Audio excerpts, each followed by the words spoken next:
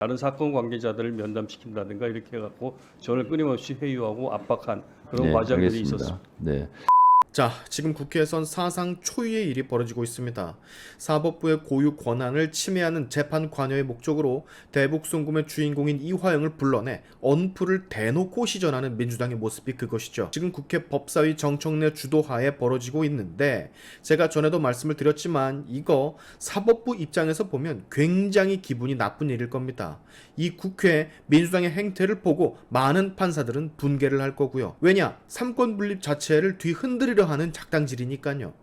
자, 이화영이 결국 법사위에 등판을 했어요. 그리고 이 자리에서도 죄가 확정돼 빵에 들어가 9년이 넘는 중형을 받았음에도 마치 자신은 죄가 없다라는 듯 검찰이 증거를 조작하고 회유하며 술자리가 있었다라는 듯 여기 와서마저도 거짓을 말하고 있습니다.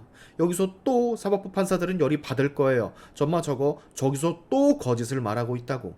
민주당의 간악한 수, 이미 빵에 들어가 있는 이화영을 끄집어내 그가 말하고 있는 얼토당토 없는 주장들, 가짜, 거짓 주장들을 국회 법사위 회의라는 매개를 통해 국민들에게 알리고자 함. 이게 지금 목적이거든요. 저 이화영의 입에서 나오는 거짓을 진실로 믿는 국민들이 반드시 생기긴 생길 테니까 그걸 노리고 있는 거라고. 왜냐? 이재명과 직결되어 있는 문제니까요. 이화영이 다치면 이재명은 더 크게 다치니까. 크게 보면 민주당에게 그리고 이재명에게 전혀 좋을 게 없는 상황을 뭐하러 이렇게 벌리는 건지 저로서는 이해가 가지를 않지만, 이런 걸 보면 이재명의 마지막 순간이 점점 다가오고 있다는 걸 우리는 알 수 있을 것 같습니다. 여러분, 지금부터 보십시오. 이화영의 뻔뻔한 거짓말들을. 그리고 널리 알려주시고 반드시 이 영상은 공유해 주시기 바랍니다. 얘 아직도 정신 못 차리고 법정 밖에까지 나와서 국민들을 대놓고 농락하고 있다고. 이번 항소심에서 이 이화영의 반성하지 않은 발언들이 어떻게든 영향을 끼쳤으면 좋겠다라는 생각입니다. 지금부터 이화영의 쌉소리들 같이 보고 가시죠. 증인 말씀하세요. 조금 전에 전현희 의원님이 말씀하셨던 것처럼 제 사건 같은 경우에는 2023년 1월 17일인가 김성태 씨가 해외에 도피 생활을 하다가 체포되어서 한국에 들어오면서부터 사건의 본질이 완전히 바뀌어 버렸습니다. 그래서 그 이후부터는 검찰이 조용히 하세요. 시간 카운트해 주세요. 무슨 시간을 카운트해요? 지속적으로 이거 질의응답입니다. 질의응답이 아니라니까요. 진행이라니까요. 위원장으로서 진행하는 거예요. 말씀하세요. 민주당 의원들한테 검찰이 지속적으로 시간 카운트해 주세요.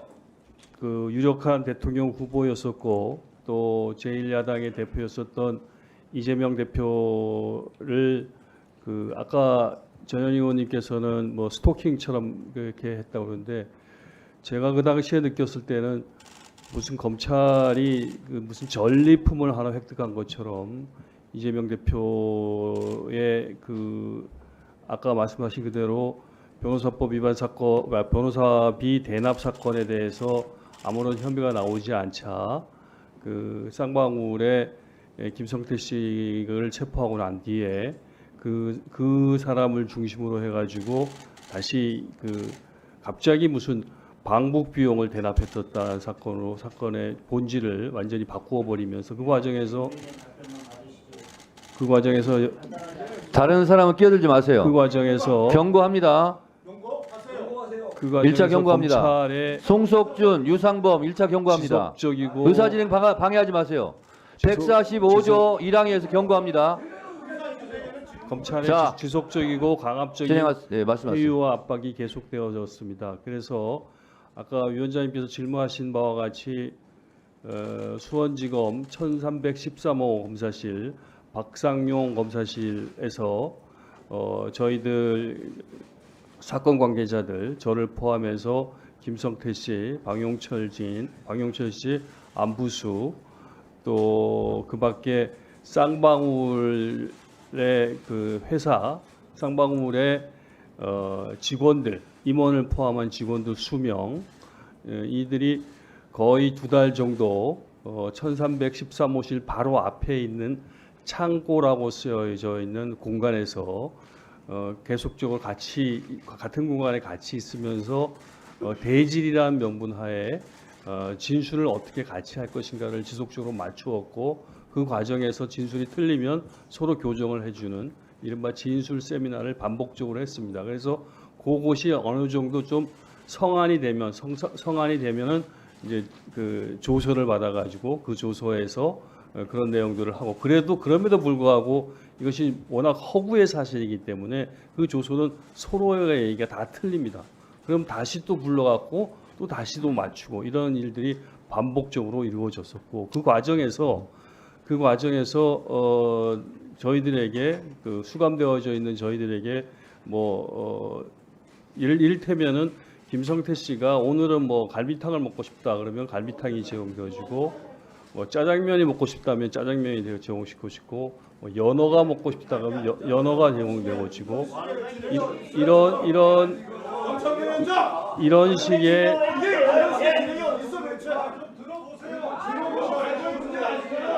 그런 것들이 지속적으로 이루어졌었고 그것은 어차피 오늘 청문회에서 의원님들의 자, 계속하세요. 질문으로 계속 질문이 자, 앉으세요, 이루어질 앉으세요. 거기 때문에 제가 그 부분에 대해서 뒤에 증언에서 소상하게 정황을 말씀드리도록 자, 앉으세요.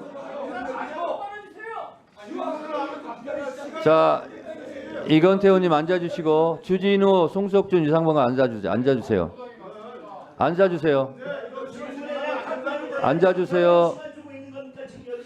앉아주세요. 자, 이화영 증인 예. 들었고요. 결론적으로 짧게. 그러면 결국은 박상용 검사 1313 우리 지금 얘기하고 있는데 소위 말하는 연어 파티, 술 파티, 진술 세미나가 있었습니까?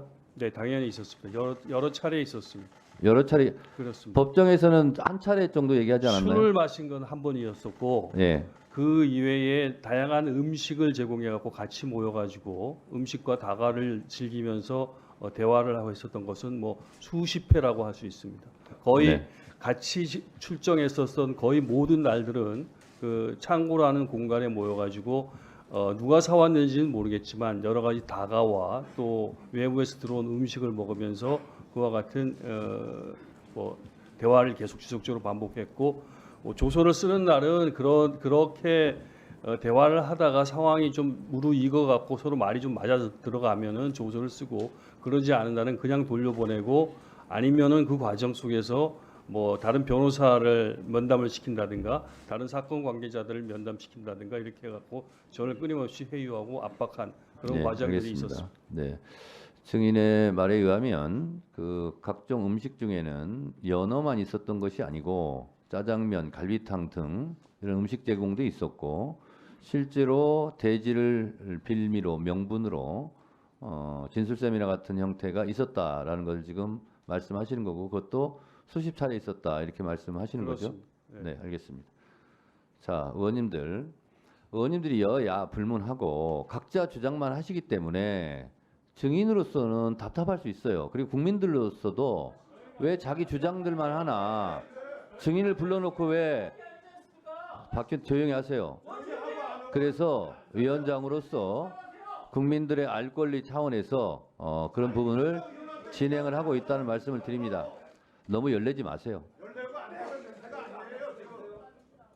증인의 입이 두렵습니까? 너무 열내지 마세요.